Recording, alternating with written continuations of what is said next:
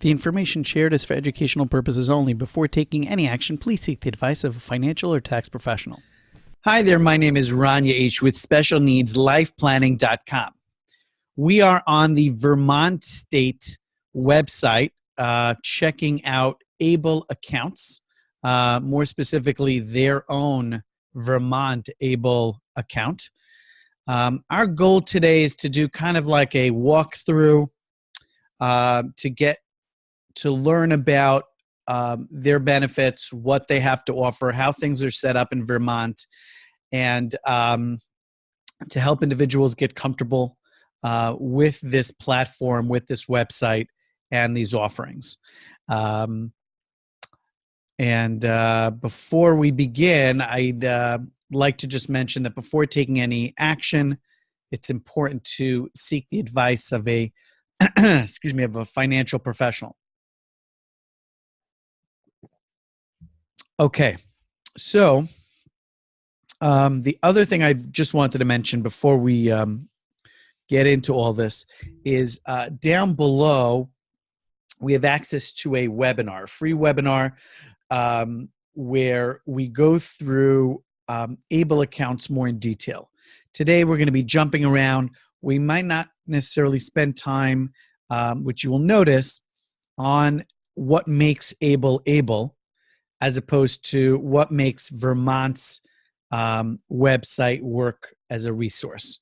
So very different. That's why if you want to know more about the ABLE program, you want to know more about the ABLE accounts, we have a free webinar. It's there for you. Please partake, and love to have you check it out. Okay, so here we are. We start off, and the first thing we learn is that this is managed and organized and run by and administrated by Vermont, the state of Vermont. And they have a way for you to open an account. They have a way for you to learn the benefits and the eligibility and what a qualified expense is. So we're going to get to all that. Let's just check out the homepage. Scrolling down, stable accounts give people with special needs more independence and financial security. We learned that these are the three main benefits, right? Tax-free earnings, financial benefits not affected, and the offering of a stable card, which is a debit card. Now, what I like here is that they do mention subject to some limitation. And the reason why that's important to know is because there are individuals that are looking to this savings account because this is one of the avenues that you can save money in an account without compromising your SSI benefits, right? If you receive benefits that impose a limit on your assets, right? So individuals can't have more than $2,000 in a bank account, for example, if they receive SSI benefits. But if you have this account, you can. Now, the reason why it's important to realize that there are some limitations, because there is one point that tends to trip people up, and I want to make sure that you're aware of this. Each ABLE account around the United States, the ones that are offered at this time, have different balance limits. Not balance limits as in they won't allow the money to grow beyond that, but they won't accept any new money beyond that. So one could be $400,000, another one could be $500,000. Does that mean that if I put my money in this ABLE account and I hit the number 500,000, that my financial benefits are not affected? No, they may be affected, because this account would only be beneficial to individuals that receive those SSI benefits, as long as the account doesn't go over $100,000. The minute it hits the triple digits, I don't know why I said triple digits, the minute it hits 6 digits, this account is going to compromise financial benefits that individuals receive from the government, that such as SSI benefits. So that's important to know. So even though and we'll learn in a little bit what Vermont's balance limit is, but you may have somebody who has a $400,000 balance, but that's not going to work for you. So you're looking at $100,000. Make sure not to get tripped up, because that could really that could impact you in a negative way. Okay, so who is eligible? Vermonters with disabilities. Does that mean that this account is only available to individuals in Vermont? Let's see. Okay, saving and investing. So as of 2018, one may have $15,000 of contributions placed into their ABLE account. Now, that could be from their own money, the individual with special needs that is eligible for this account, or that could be from anybody, friends, family members. There really is no limit as long as they don't go over the $15,000 a year. Now, there is something else that was changed by the tax reform that was signed into law the end of December of 2017 that will now allow individuals who are eligible for this account and who work, right, and make and have an income to take part of that income up to $12,060 and contribute on top of the $15,000. So you could theoretically put away $27,060 per year. Now, this extra piece, although has been signed into law, is not necessarily in place yet. I don't know of any of the ABLE programs around the United States that have implemented this change into actualizing its benefit. But as you see here, it is coming soon, so it is on their agenda, and they are working on that. Okay, so there are 5 different investment options. There are 4 mutual fund-based investment options.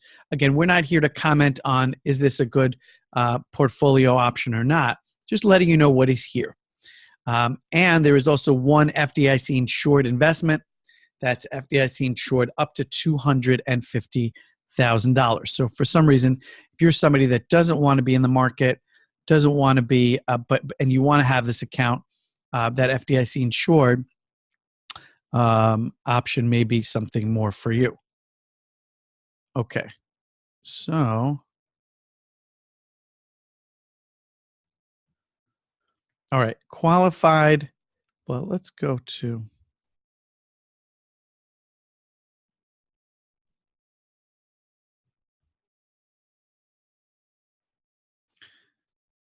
All right, let's go to the benefits.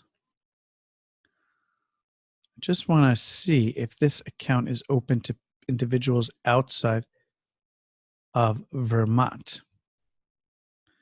Let me just move myself up. Okay.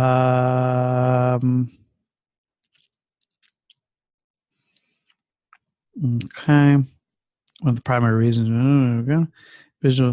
One of the primary reasons that the Federal ABLE Act was passed was to protect individuals with disabilities from losing certain benefits, such as SSI and Medicaid, while saving funds. So that we covered, but that is a more concise explanation.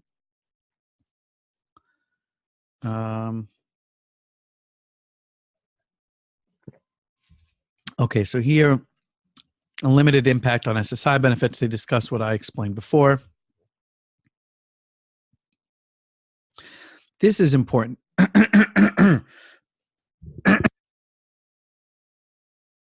Excuse me about that. I had a little tickle in my throat over there. This is another point that may trip individuals up. So this is something to be made aware of. If you are going to spend this money, we're going to get to what is a qualified expense, but one of those being rent, right? So let's say you take out $500 out of your ABLE account and you place it into your own personal checking account to make that rent payment. That money can't stay in your account more than 30 days. If it does, and that money contributes to you going over that $2,000 asset limit that you're not allowed to go over, right? As we mentioned before, with benefits such as SSI benefits, the minute it goes over 30 days, it triggers it falls into the category of being an asset. Okay, so if it's if it's within 30 days, so the money gets deposited, let's make believe on the first, right? It clears by the third or fourth. I'm just making this up, and you make your payment on the 10th.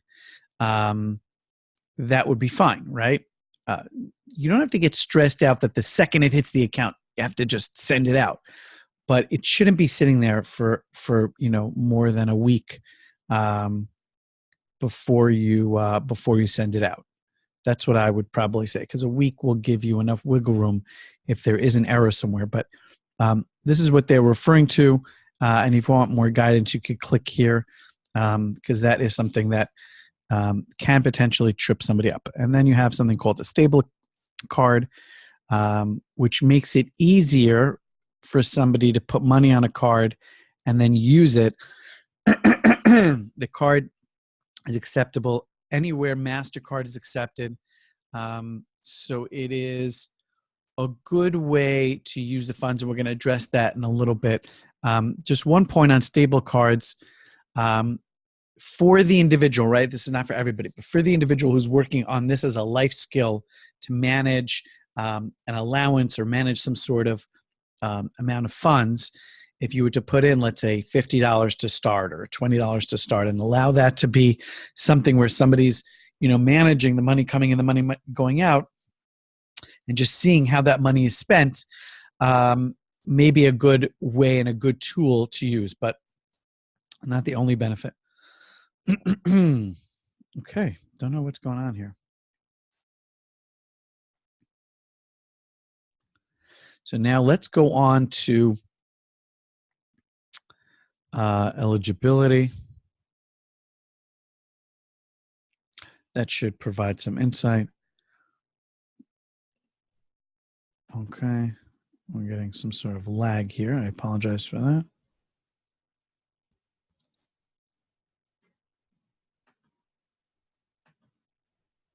Well, I'll mention that there was another change that impacts ABLE accounts from the December 2017 tax reform. And that is, sorry about that, guys. We had a little bit of a technical issue, so we paused the video. Okay. So we are on the eligibility page of Vermont's plan here. Not go through this, as we mentioned. This is about ABLE plans. I always like taking their eligibility quiz. It's kind of cute. Most of them, I've seen a lot of the sites have that, and I think it's kind of neat. Now, if you do have proving eligibility, we do have a resource section below this video that you'll find a sample letter from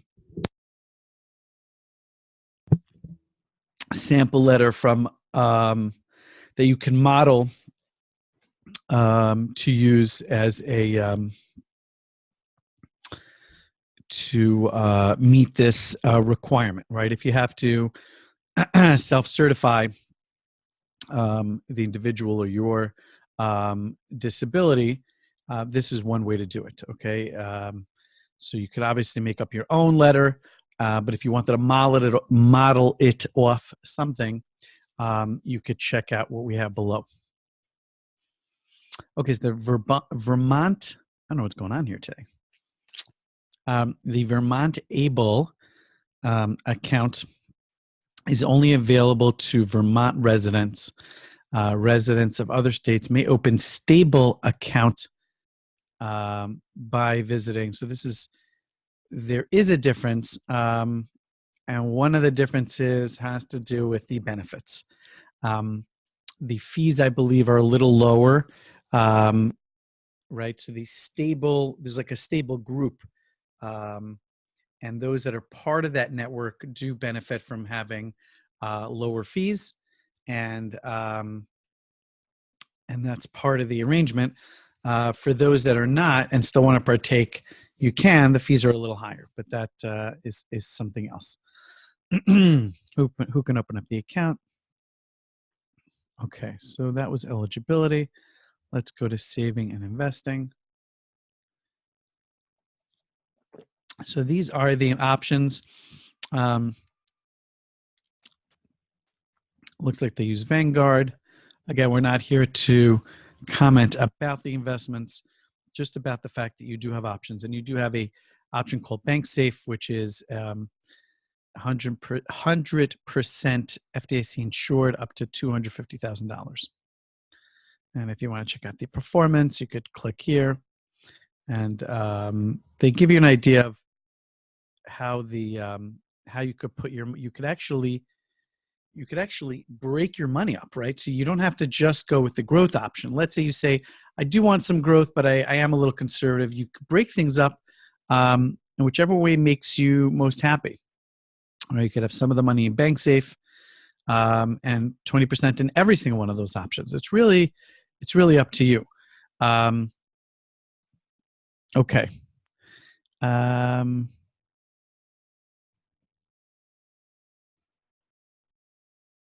How to contribute. You can contribute online. Who can contribute? All right, so there is something called an EGifting tool. I'd like to address that if I can for just a moment.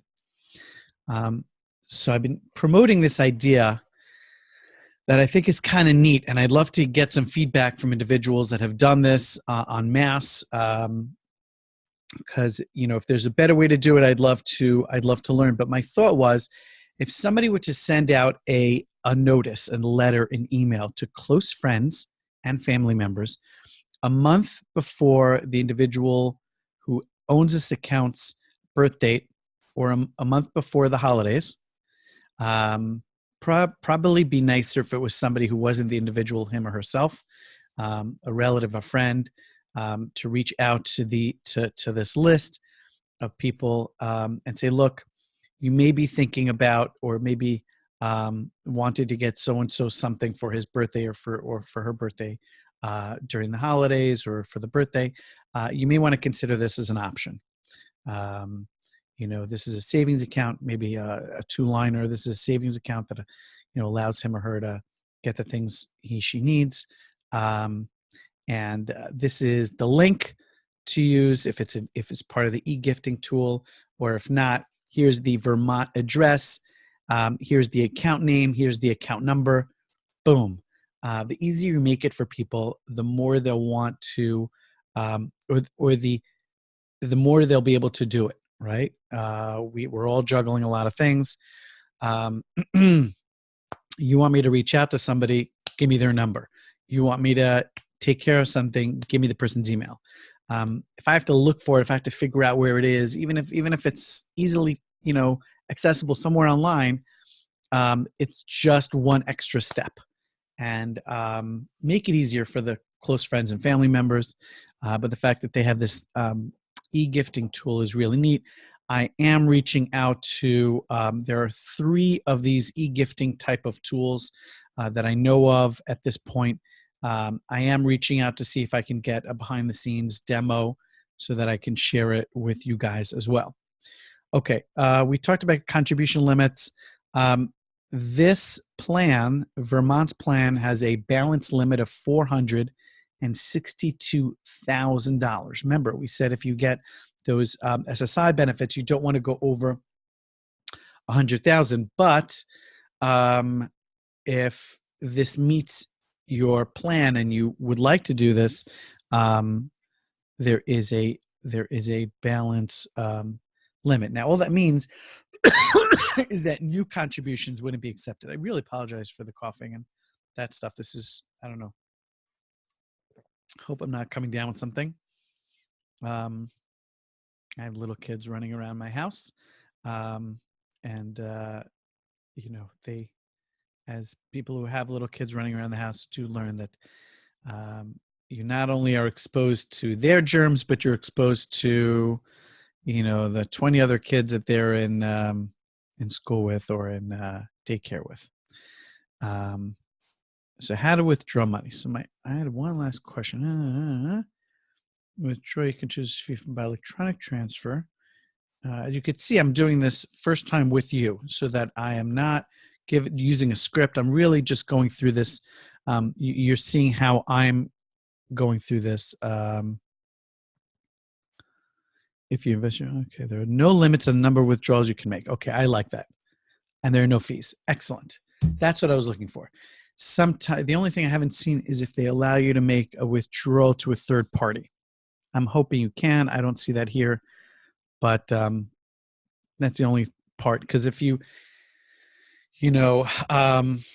I bumped into other plans where there is a limit or there is a cost, and it just ties your hands up a little bit. I understand everybody's got their own setup, but I'm going to assume that some of the plans are going to adjust when they learn what other plans are doing, because I don't think it's probably just a setup issue, right? So you set something up and you have to start somewhere. So everybody's figuring this out, and I'm assuming we're going to be sharpening the saw.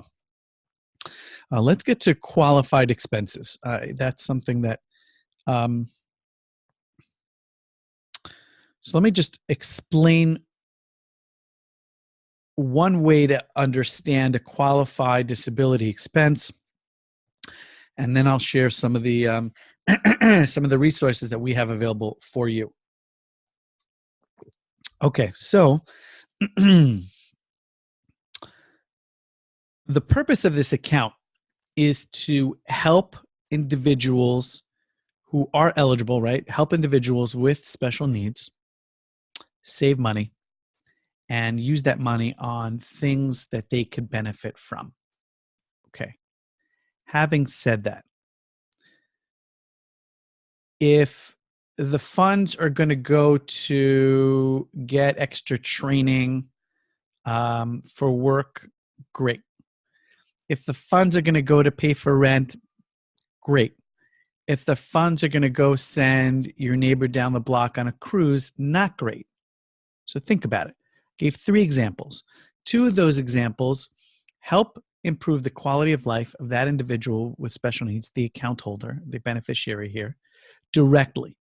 And the other one may benefit them because they're a giver and it's a nice thing to give and to share and to gift people, but that isn't the purpose of this account. So that's the thought. The expenses for this account have to go to benefit and improve the quality of life of the individual with special needs, this account holder. So just have that as kind of like a frame when you're thinking about the expenses that are supposed to go out. Now, no one's auditing this right now. The agencies, as I know, across the United States are not requesting a list of that. It's not being audited. It may come at one point to that point of being audited, where they may look for red flags, some oddity, like why was there a $10,000 cruise expense that was made out to somebody who's not the account holder, something like that. But that's not right now. What we don't want is to get some negative feedback, where they're going to say that these accounts are too free and too open because of all the abuse, and then they're going to start putting in more restrictions, and it's just going to really hurt the individual whose purpose is to benefit from this account. So let's try to get all on board and make sure that we can, do this right, because a mistake is one thing, but abuse is not going to be, well received. And besides, for the penalties, if this becomes rampant, I'm just concerned that somebody will have to pay for it, and it's going to be it's not going to be good. Okay. So resources we have, before we get to the rest of this, we do have some resources down below regarding qualified disability expenses. One is a report called Qualified Disability Expense Report. It's not exhaustive, but it gives you a little bit more of an understanding of what these expenses could be used for, and some more examples of these expenses, as well as a way to log them, right? We have an Excel spreadsheet for you. We have a PDF. You can download both, or whichever one you want to use. and it is right now it's not required, but it is best practice to keep a log of the date the expense went out, how much was it for, who it went to, and what was the purpose. Those are the four things that we recommend you keep track of, and you could just download it, keep it on your computer, on your phone, or upload it into the cloud so you could have access to it. Um, and So these are some of the examples that they have.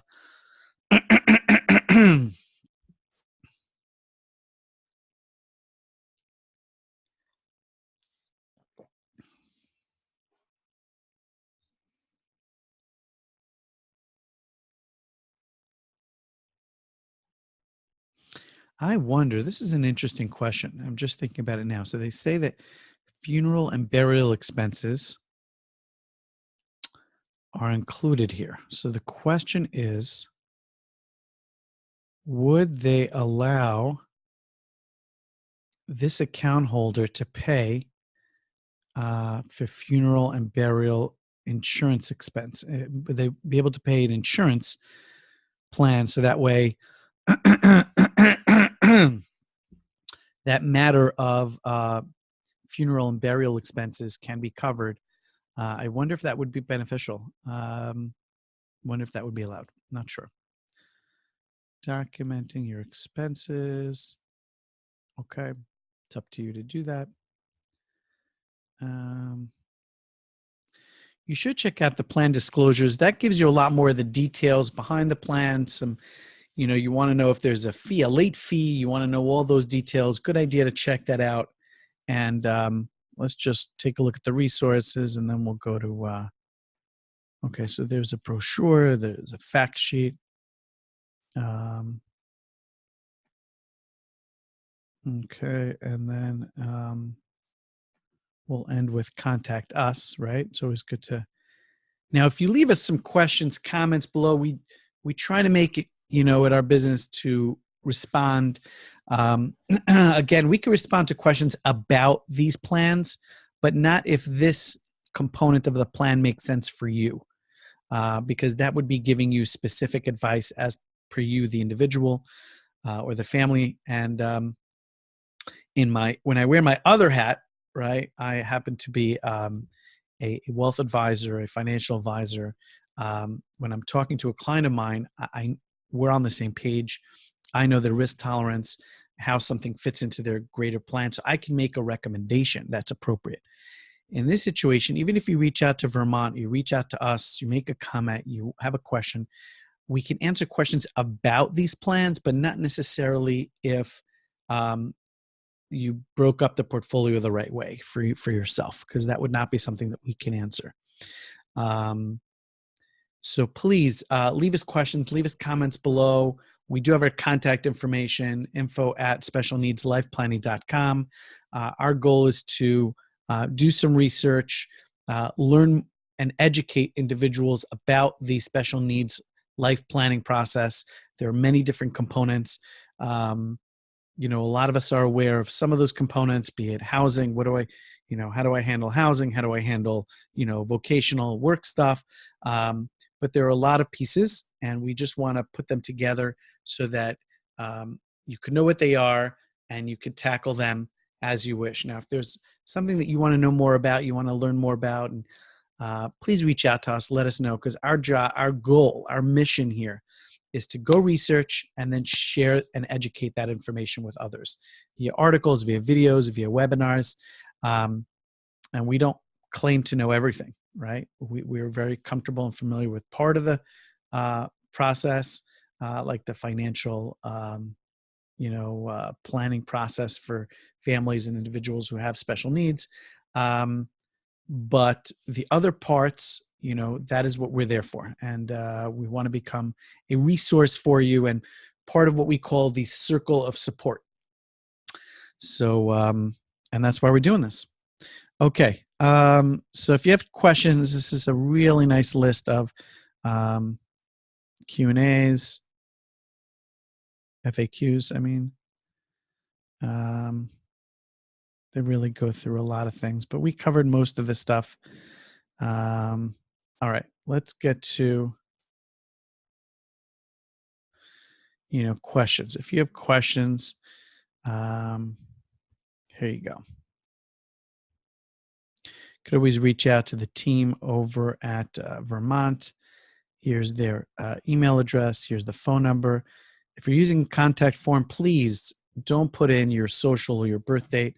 That's personal stuff. And these contact forms, unless they're secure, may compromise your information. So just be careful about that. And let's just see what it takes to open up an account. Most of the plans I've noticed take about 10 to 20 minutes. Some information, some checking stuff off. Fairly user friendly. I haven't seen the back end of this one, but the programs have done a really outstanding job making it easy, taking that barrier, and really helping families figure that piece out without it getting to be too much. Thank you so much for joining us today. It means a lot that you've spent the time with us. Just wanted to ask you if you could to please subscribe to our channel. It does help us. It means a lot to us. And if you are watching this on the blog, you wouldn't be able to subscribe, but you would be able to put in your email address and join the ABLE Report community. That means when we come out with information, when we come out with our ABLE reports, you would receive it. So please enter your email address if this is on the blog, or click subscribe on right below this video. Thanks so much. Until next time.